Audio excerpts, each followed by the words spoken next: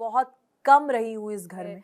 बहुत कुछ चीजें मुझे लगता है लोगों के दिमाग में पहले ही डाल दी गई और मैं काफी रियल खेल गई, शायद इसीलिए बाहर हूँ।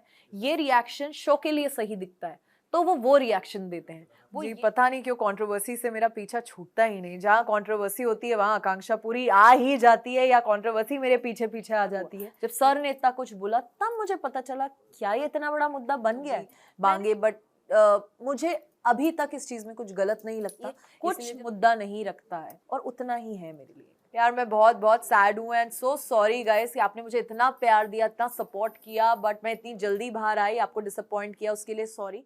सी आई थिंक काफ़ी टारगेटेड थी मैं पहले दिन से। जो मुझे लगता है गेम खेलने का अपना 100% देने का मौका मुझे बिल्कुल नहीं मिला।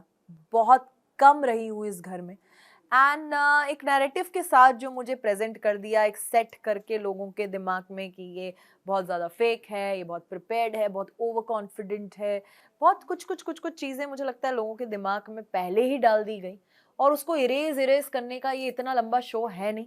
मुझे इतना वक्त ही नहीं मिला और इसीलिए शायद मैं आज बाहर हूँ। और दूसरा मुझे लगता है रियलिटी शो में रियल थोड़ा कम ही रहना चाहिए और मैं काफ़ी रियल खेल गई, शायद इसीलिए बाहर हूँ।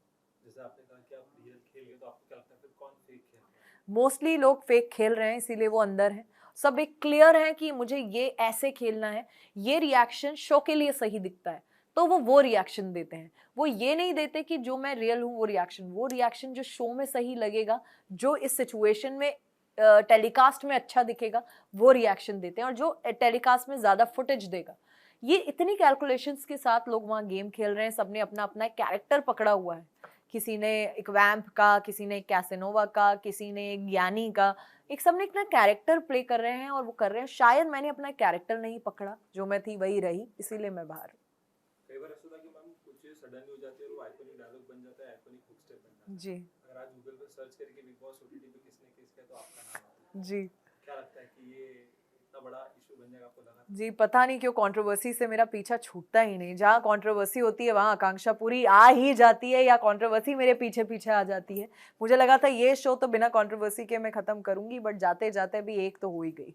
और मुझे जब मैं अंदर थी सच में ऐसा नहीं लगा था कि ये इतना बड़ा मुद्दा है, क्योंकि वो एक टास्क था, 30 सेकंड का टास्क था। उसके बाद बहुत कुछ हो गया रात को, उसकी बहुत ज़्यादा बातें भी नहीं हुई, वो ख़त्म हो गया और मैंने अपना 100% दिया, मैं एक टास्क जीत गई। पर जब मैं बाहर आई तब मुझे पता चला ये किसका, और जब वीकेंड का वार हुआ, जब सर ने इतना कुछ बोला तब मुझे पता चला क्या ये इतना बड़ा मुद्दा बन गया है।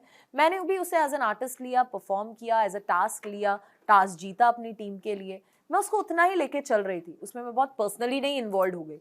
बट वो इतना बड़ा मुद्दा बन जाएगा ये मुझे भी नहीं पता था। जो वीकेंड के वार पे मुझे पता चला, बाहर आई तब पता चला कि इतना कुछ उस पे ट्रेंड हो रहा है। बट ये भी मुझे पता चला वो हाईएस्ट टीआरपी मिली है उस एपिसोड को। तो I don't know what to say about that. Salman sir ने आप सभी की तरफ से माफी मांगी। जी जी। उसमें क्या कहना है? जी ये मैं भी सरप्राइज्ड हूँ कि उन्हें ऐसा करना पड़ा कि ये शायद ये उनका टेक है। उन्होंने माफ़ी मांगी और माफ़ी मांगी तो ठीक है, अभी उन्होंने मांगी है तो हम लोग भी मांगे। बट मुझे अभी तक इस चीज़ में कुछ गलत नहीं लगता।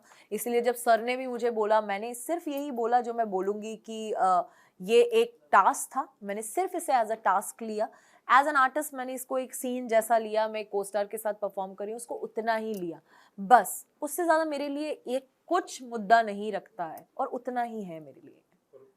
बाद में फिर ऐसा कहा गया कि you are not a good kisser और कई ऐसे चीजें हाँ, उस पे क्या कहना है? डेफिनेटली मैं कोई पर्सनल, मेरे वो बॉयफ्रेंड नहीं है या लवर नहीं है जिन्हें मैं किस कर रही हूँ। मुझे उसमें किस का परफॉर्मेंस नहीं देना, या मेरा डायरेक्टर नहीं है जिसने मुझे मेरी सीरीज पे बोला है कि आकांक्षा एक पैशनेट किस दिखनी चाहिए दोनों हीरो हीरोइन के बीच में, ऐसा कुछ नहीं।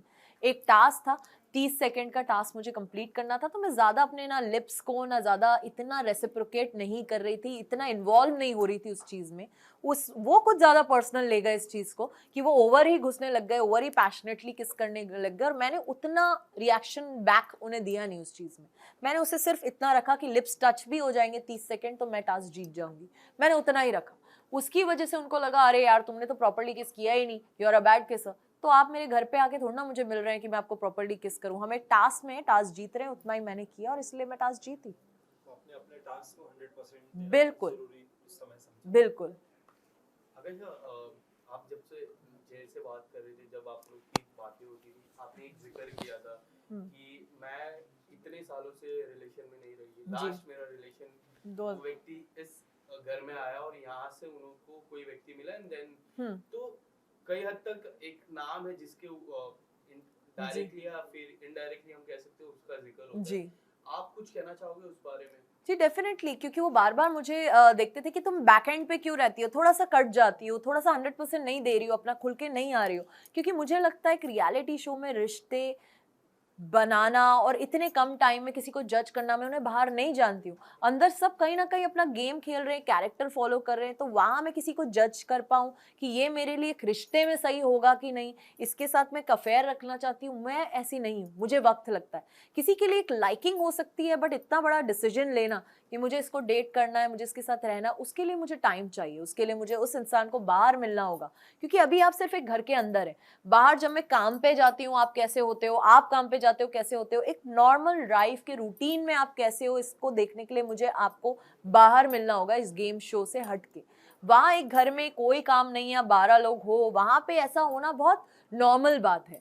वहाँ आप मुझे उतना टाइम भी दे रहे हो, उतना अटेंशन भी दे रहे हैं, उतनी चीज़ें कर रहे हैं, बट नॉर्मली आप इंसान क्या हो ये जानने के लिए मैं उस घर में डिसीजन नहीं ले सकती। और मेरे साथ जो हुआ है, मेरे को टाइम लगता है, अब मैं बहुत केयरफुल हो गई हूँ, अब मैं अपने आप को टाइम देती हूँ जो पहले टाइम मैंने लोगों को दिया है, तो वो टाइम अब मैं अपने आप को देती हूँ। अब बहुत प्यार करती हूँ, अपने काम को डेट कर रही हूँ और अपना 100% दे रही हूँ, और वही मैंने उनको बोला।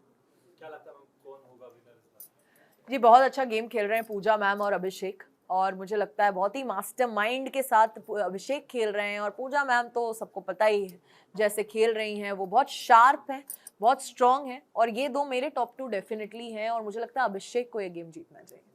तो जो ऑडियंस थी जिनको आपका विनर देखना था वो जी ख्वाहिश अधूरी रह गई, उन्हें क्या कहना चाहेंगे? यार मैं बहुत बहुत सैड हूँ एंड सो सॉरी गाइस कि आपने मुझे इतना प्यार दिया, इतना सपोर्ट किया, बट मैं इतनी जल्दी बाहर आई, आपको डिसअपॉइंट किया, उसके लिए सॉरी। मैं बहुत ही जल्दी आप मेरा बहुत सारा बहुत ही अच्छा काम देखेंगे, and thank you for always loving me. Thank you so much. Thank you.